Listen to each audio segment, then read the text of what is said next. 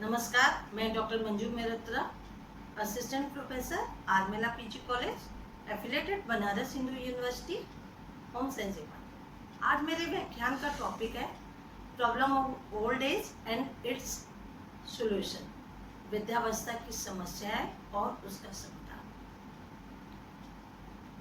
मानव जीवन का विकास एक सतत एवं सार्वभौमिक प्रक्रिया है।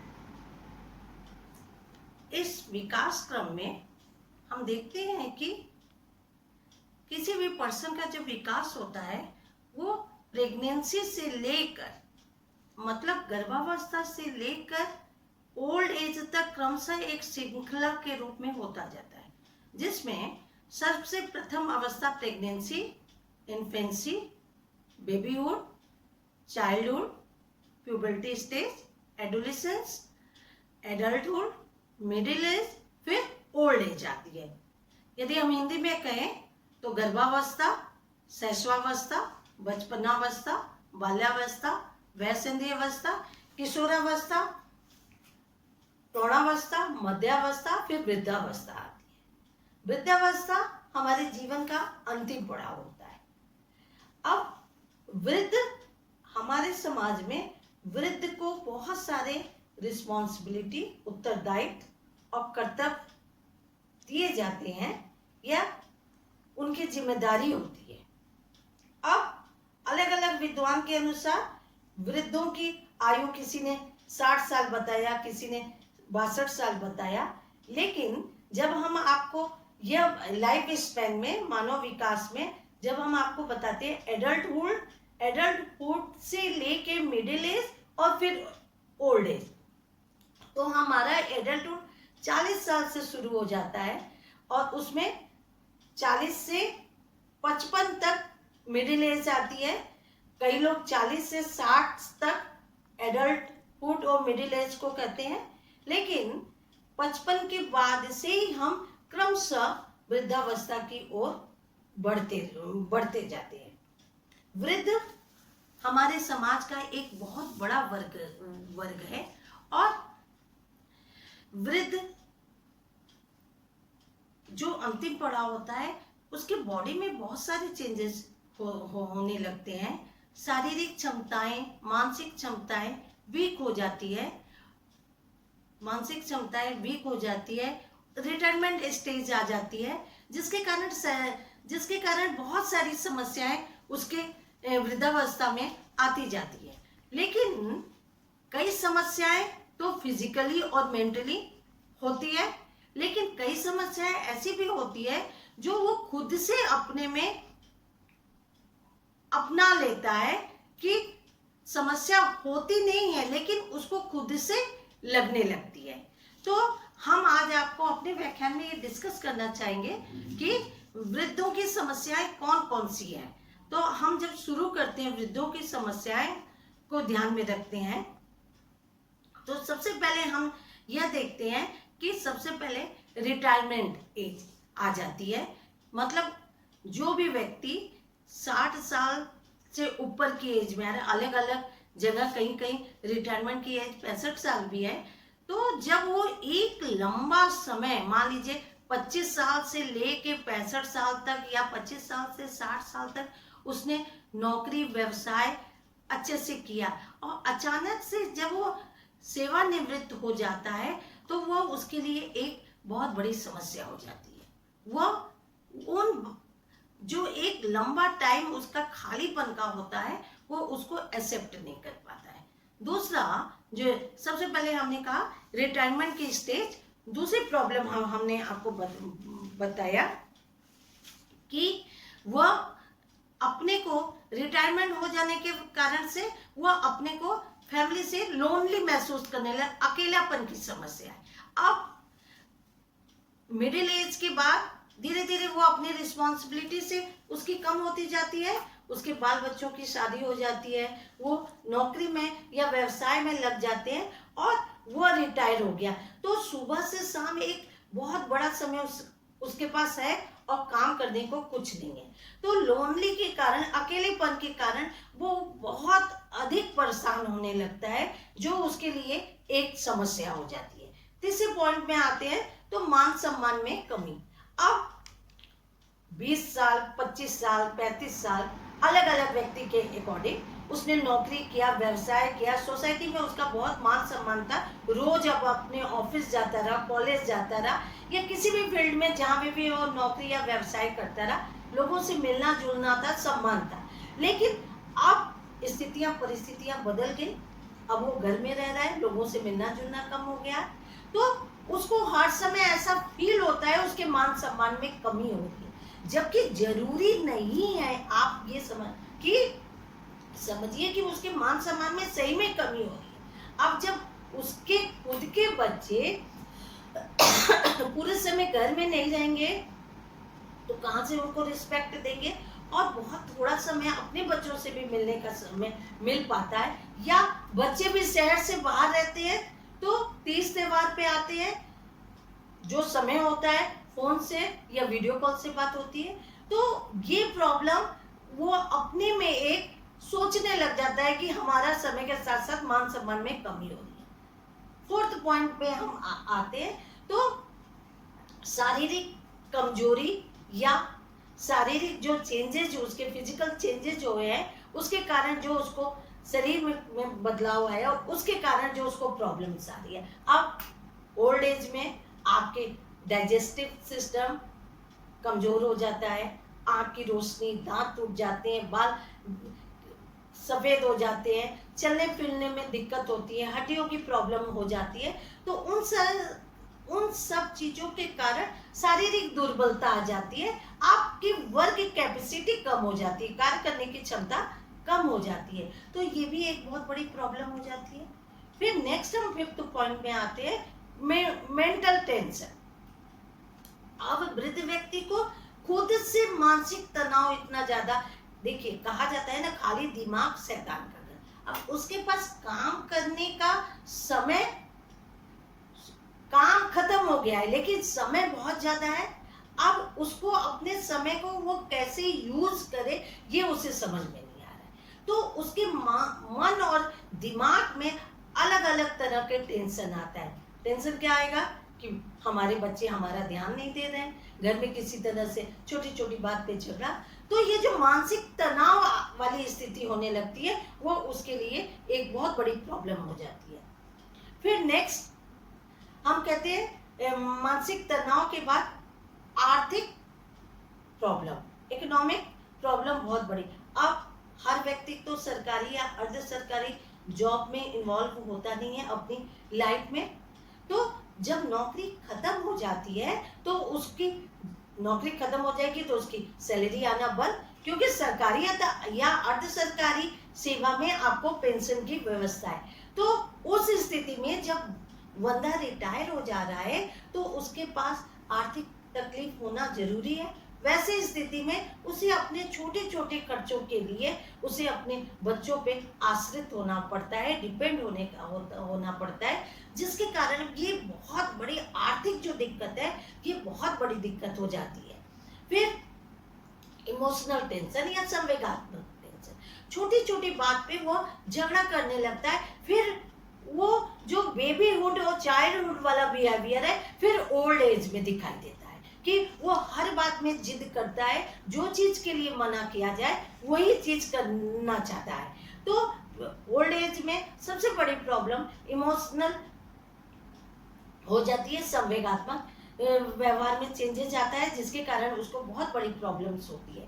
फिर नेक्स्ट पॉइंट में हम आते हैं तो उसमें उसको अपने एक तरह से बहुत ज्यादा सोचने की लग जाता है, वो लगातार अपने और अपने बच्चों, अपनी फैमिली, सबके प्रति लगातार खाली दिमाग उसका चलता रहता है, जो भी एक बहुत बड़ी प्रॉब्लम है, जिसके कारण उसका मानसिक तनाव, टेंशन और मेंटल इलनेस बढ़ती जाती है। मानसिक बीमारी उसे बहुत ज्यादा होती जाती है। उसके बाद एक प्रॉब्लम हम और आपको बताना चाहेंगे, अधिकारों में कमी। अब उसके जो राइट्स हैं वो कम होने लगेंगे। जब आप नौकरी कर रहे थे, व्यवसाय कर रहे थे, तब आपके पास बहुत सारे राइट्स थे। अब आपका परिवार छोटा हो गया, आपके बच्चे जॉब में चले गए, या हो सकता है शहर से दूर चले गए, आपके लोगों से मिलना जुलना कम हो गया, तो धीरे धीरे क्रमशः ग्रेजुअली आपके राइट्स कम होंगे ना। वैसी स्थिति में भी जो एजिंग वाले लोग हैं वो अपने को बहुत ज़्यादा परेशान रखते हैं, और वो उनके लिए एक समस्या हो जाती है, और फैमिली के लिए भी एक बहुत बड़ी समस्या हो जाती है। नेक्स्ट पॉइंट्स में आते हैं खाली समय का उपयोग की समस्या। अब किस तरह से उनका जो खाली समय कैसे यूज किया जाए, या उनके लिए समय बहुत ज्यादा है, वो उसका यूज नहीं कर पा रहे, वो भी उनके लिए एक बहुत बड़ी प्रॉब्लम हो जाती है। तो फिर नेक्स्ट, नींद ना आना। अब सारा दिन तो वो वर्क एफिशिएंसी, कार्य क्षमता में कमी हो जाती है, कार्य कम हो जाते हैं उनके। अब सारा दिन जब आपकी एनर्जी एक्सपेंड नहीं हुई है, तो किस तरह से आपको रात को बहुत स्मूथली नींद आएगी? रात को नींद नहीं आती है, जिसके कारण से भी उनको दिक्कत होती है।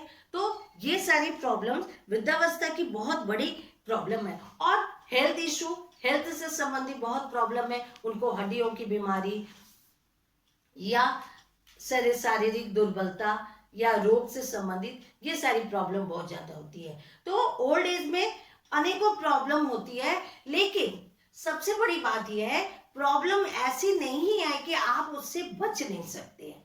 आप यदि अपने को प्रॉब्लम से निकालना चाहे वृद्ध व्यक्ति, तो वो प्रॉब्लम का समाधान बहुत अच्छे से होता है। देखिए, हम आपको जो ये आपसे डिस्कस कर रहे हैं स्टूडेंट्स, यहाँ पे हम एक बात बताना चाहेंगे। हमने सबसे पहले अपने व्याख्यान में बताया कि जब हम जीवन की लाइफ के सभी स्टेजेस की बात करते हैं, तो कोई भी एक स्टेज अचानक से प्रकट नहीं होती है, वो अपनी प्री स्टेज से रिलेट होती है। जैसे प्रेगनेंसी हुई तो उसके बाद ना इन्फेंसी आई, इन्फेंसी के बाद ना बेबीहुड आया, बेबीहुड के बाद चाइल्डहुड आया। तो वैसे ही ओल्ड एज भी अचानक से प्रकट नहीं होती है।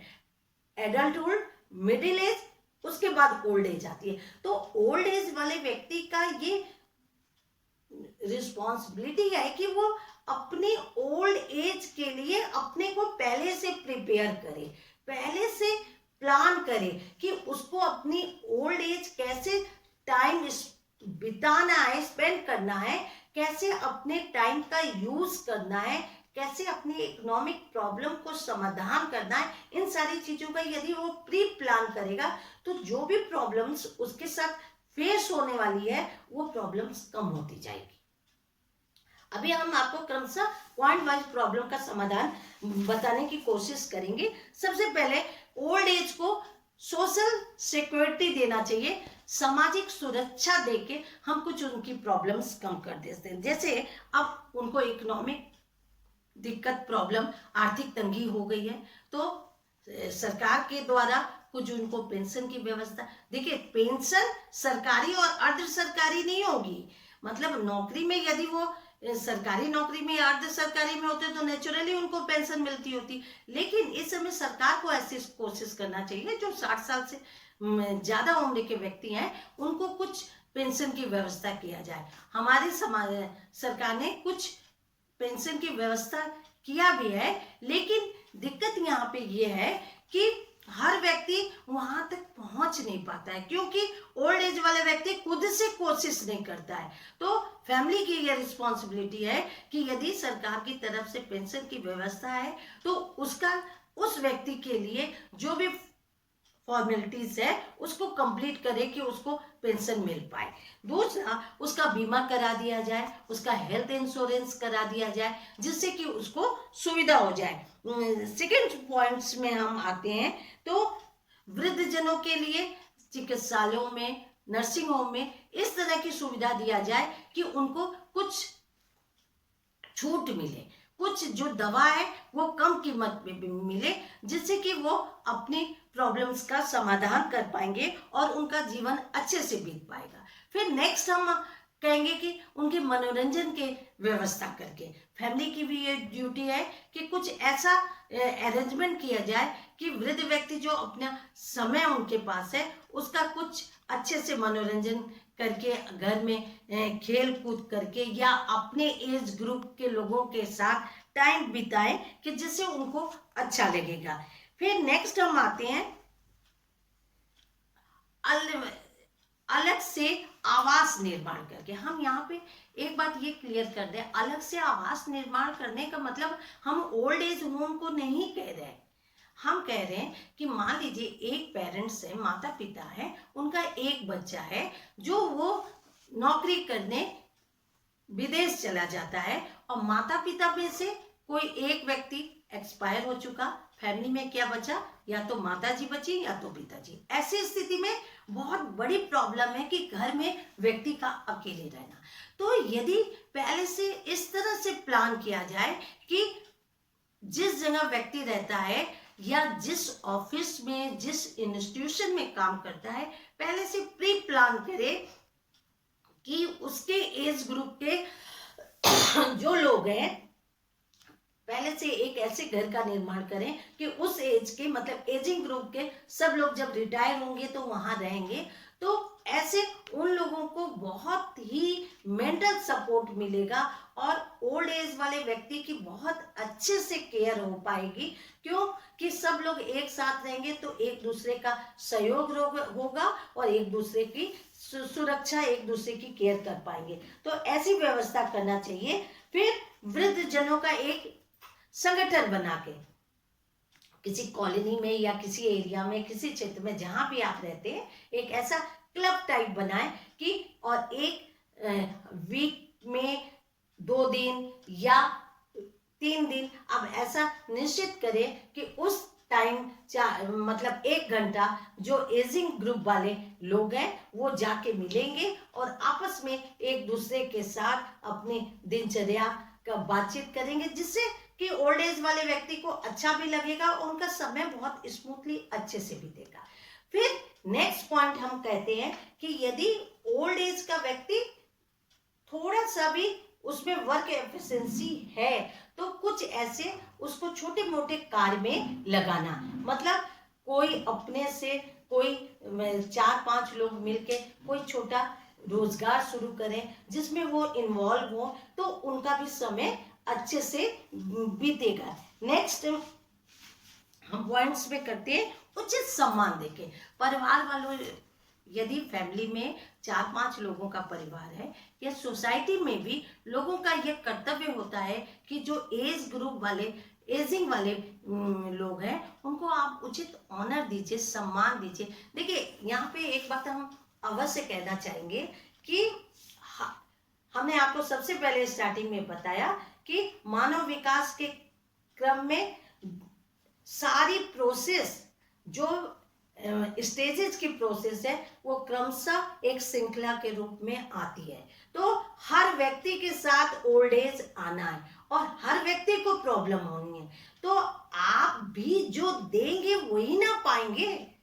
तो इसलिए आपको ये ड्यूटी है, ये आपकी रिस्पॉन्सिबिलिटी है कि हर वृद्ध व्यक्ति को उसकी प्रॉब्लम्स का समाधान कैसे हो सकता है उसमें आप अपना अच्छे से योगदान दीजिए और दूसरा वृद्ध व्यक्ति को बहुत अच्छे से सम्मान दीजिए कि किसी तरह का उसको मानसिक तनाव ना हो, वो अपने को लोनली ना महसूस करे, अकेला ना। फिर नेक्स्ट, परिवार का वातावरण सुखद बना के। फैमिली का ये बहुत बड़ा कर्तव्य होता है कि देखिए छोटी छोटी बात में हमने आपको क्या बताया कि ओल्ड एज का व्यक्ति का जो बिहेवियर है वो एक छोटे बच्चों की तरह हो जाता है, वो हर बात में जिद करने लगता है। तो जो परिवार के उसके खुद के बच्चे हैं उसकी ये ड्यूटी होती है कि हर बात में अपने पेरेंट्स से, जो बुजुर्ग हो चुके हैं, उनसे आप बहस न करें। हर बात में एक फैमिली में सुखद अच्छा एटमॉस्फेयर क्रिएट करें कि घर में ओल्ड एज वाले बच्चे व्यक्ति को भी अच्छा लगे और आपको भी अच्छा लगे। तो इस तरह से ओल्ड एज वाले व्यक्ति को मेंटल टेंशन नहीं होगा और वो अपने को परेशान महसूस नहीं करेगा। नेक्स्ट हम आपको बताना चाहेंगे कि ओल्ड वाला जो व्यक्ति है उसके लिए भी कुछ ड्यूटीज है, उसको भी थोड़ा एडजस्टमेंट करना चाहिए। अब देखिए सबसे बड़ी बात कि जनरेशन गैप है, एक पीढ़ी से दूसरी पीढ़ी में बहुत बड़ा अंतर हो से वर्तमान समय में मॉडर्न टेक्नोलॉजी आ गई है। आपका अपना बच्चा का किसी कॉर्पोरेट फील्ड में काम कर रहा है, रात को 11 बजे 12 बजे ऑफिस से लौट रहा है, तो आप यदि हर समय उससे प्रश्न करेंगे तो जाहिर सी बात है कि परिवार के एटमॉस्फेयर में किसी तरह से टेंशन होगा। तो वृद्ध व्यक्ति की भी ये ड्यूटी है कि हर बात में अपने बच्चों को ना टोके। ये परिवार में बेटा है, उसकी वाइफ है, उसको भी हर बात में फ्रेंडली बिहेव करे, बच्चों को फ्रीडम दें, अपने नाती पोतों या अपने बच्चों के बच्चों के साथ अच्छे से खेल कूद खेले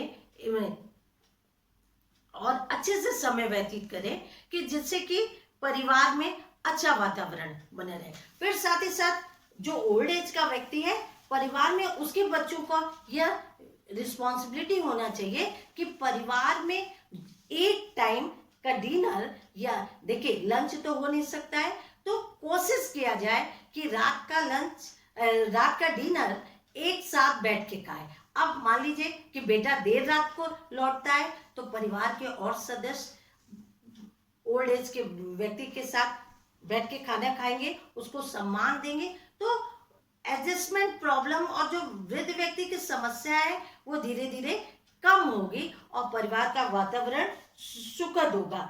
और फिर वृद्ध व्यक्ति को यह कहना चाहिए कि छोटे छोटे कार्यों में उसको अपना योगदान देना चाहिए। हर समय ये नहीं सोचना चाहिए कि हम बीमार हैं। यदि आप पॉजिटिव थिंकिंग करेंगे तो आप वही चीज को देखते, यदि आप सोचेंगे कि हम स्वस्थ हैं तो आपको स्वस्थ की फीलिंग होने लगेगी। फिर कुछ समय भगवान की पूजा पाठ में स्पेंड करना चाहिए। यदि आप कविता कहानियां ये सारी चीजों से जुड़े हुए हैं तो उनको सुनना चाहिए या लिखना चाहिए यदि आपको इंटरेस्ट है। तो इन सारी बातों के साथ यदि वृद्ध व्यक्ति अपना समय बिताता है तो वृद्धावस्था कोई भी समस्या की अवस्था नहीं। हम यहाँ भी एक चीज और क्लियर करना चाहेंगे कि वृद्ध व्यक्ति को यदि वो खुद से अच्छे से अपनी फैमिली में एडजस्ट करेगा तो परिवार के सब लोगों को उसके प्रति बहुत आदर सम्मान रहेगा। उसको भी कम टोका टोकी करना चाहिए और परिवार के लोगों को भी उसके प्रति बहुत अच्छा बिहेवियर करना चाहिए। तो हर बच्चे के लिए और हर पेरेंट्स के लिए एक सुखद अनुभूति होगी और ओल्ड एज कोई प्रॉब्लम नहीं होगी। और कोई भी सोसाइटी में या किसी भी जगह कोई ओल्ड एज होम नहीं खुलेगा, क्योंकि यदि बच्चा अपने पेरेंट्स के लिए ये सोचता है तो आगे आने वाली पीढ़ी उस बच्चे के लिए भी तो ऐसे ही करेगी।